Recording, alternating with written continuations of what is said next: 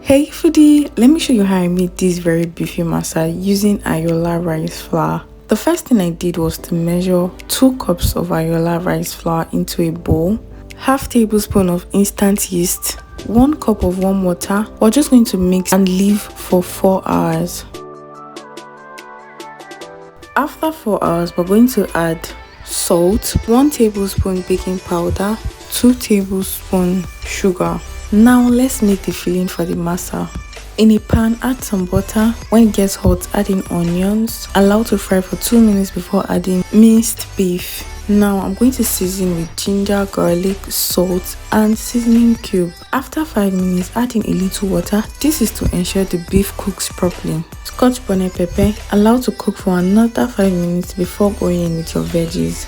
Allow carrots fry for 2 minutes before adding bell peppers and spring onion. Fry for 2 minutes and our filling is ready. Now it's time to make the masa. After adding vegetable oil to the masa pan, pour in the masa batter. Add the beef filling we made. After 4 minutes, turn the masa to the other side. I love Ayoola Rice Flour so much because it is gluten-free. It is the perfect flour for northern Nigerian delicacies like tuwo shinkafa. It comes in different sizes. You can get this at the supermarket or at your local market. Enjoy!